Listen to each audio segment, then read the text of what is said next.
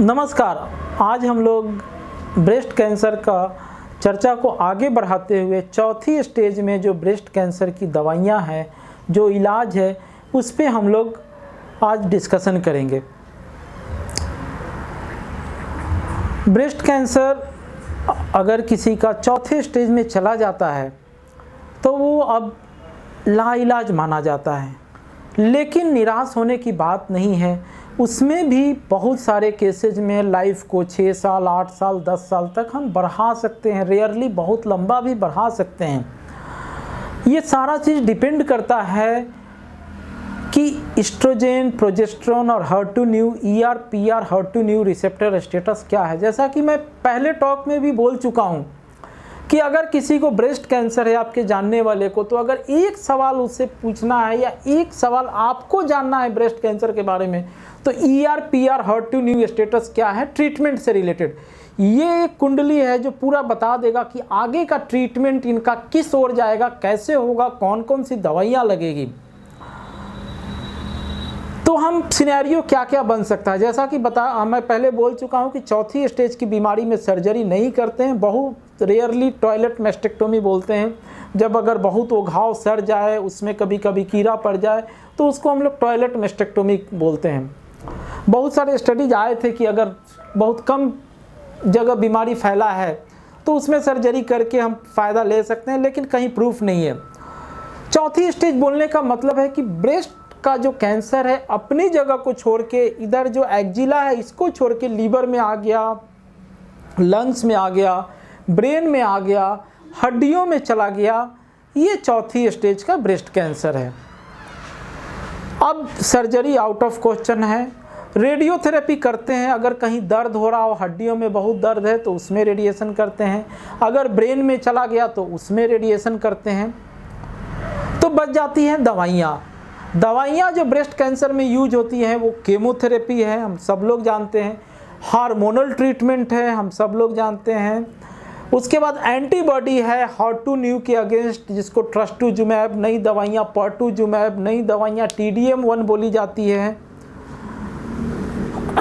उसके बाद इम्यूनोथेरेपी भी अभी रिसेंटली आना शुरू किया है कुछ एक कैटेगरी ऑफ ब्रेस्ट कैंसर में। फिर कुछ टारगेटेड ड्रग्स है जैसे PIK3 इनहिबिटर, जो न्यू रिसेंट एडिशन है अल्पेलिसिब। तो अब एक बहुत ही लेमन टर्म में अब इसके चौथी स्टेज के ट्रीटमेंट को समझते हैं। मेरे पास इतने दवाइयाँ हैं, 10 तरह की दवाइयाँ हैं।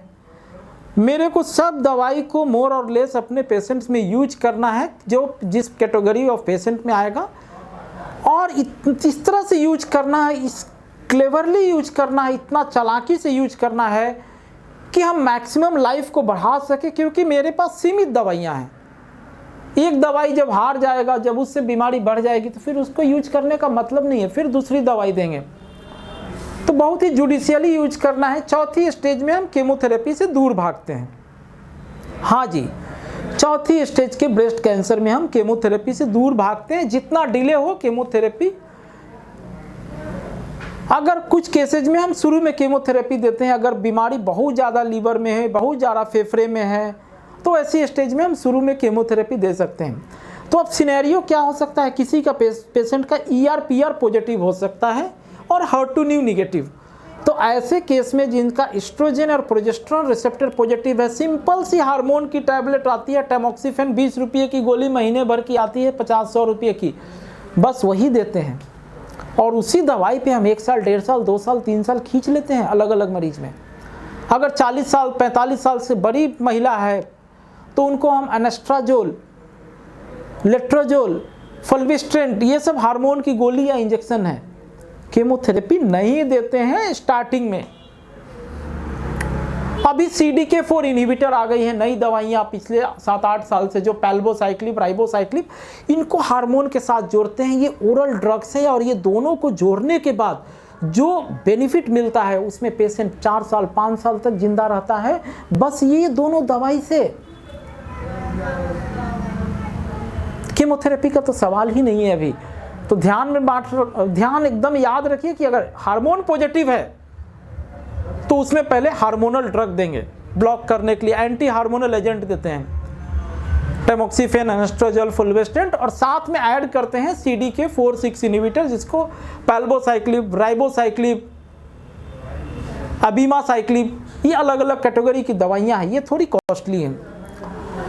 अब किसी पेशेंट का ER/PR, HER2/neu तीनों पॉजिटिव है, तो इसमें हम हार्मोन के अलावा HER2/neu को ब्लॉक करते हैं ट्रस्टुजुमैब से। अगर फाइनेंसेज कोई कांस्टेंट नहीं है तो कॉस्टली दवाइयाँ हैं पर्टुजुमैब, उसको भी ऐड करते हैं। किसी पेशेंट का ER/PR निगेटिव है और HER2/neu पॉजिटिव है, ये भी सिनेरियो हो सकता है, तो इसमें हम पेशेंट को HER2/neu agent, anti HER2/neu agent जैसे ट्रस्टुजुमैब, पर्टुजुमैब और केमोथेरेपी दे सकते हैं, जैसे कि टैक्सन ग्रुप, पैक्लिटैक्सेल के रूप में। बट केमोथेरेपी कुछ महीने के बाद रुक जाता है और बचता है आपको बस एंटीबॉडी, तो हम केमो से दूर भाग रहे हैं इस कॉम्बिनेशन में भी, जहां ER/PR निगेटिव और HER2/neu पॉजिटिव हो गया। अगर ट्रस्टुजुमैब फेल करता है, पर्टुजुमैब फेल करता है, तो TDM1 है, उसके आगे की भी दवाइयां आ गई है, ट्रस्टुजुमैब, डेरोटेक्सैन है, बहुत सारी दवाइयां अभी आ गई है। उस ग्रुप में भी लापाटिनिब है, मुंह से खाने वाला, अगर किसी को ब्रेन में चला जाता है तो लापाटिनिब देते हैं। अब एक कैटेगरी है जिसमें तीनों निगेटिव है, जिसको TNBC बोलते हैं। ये थोड़ा खतरनाक है क्योंकि मेरे पास कोई भी टारगेट नहीं है हिट करने के लिए। ER भी निगेटिव, PR भी निगेटिव, HER2/neu भी निगेटिव, हार्मोन भी निगेटिव है और HER2/neu भी निगेटिव है।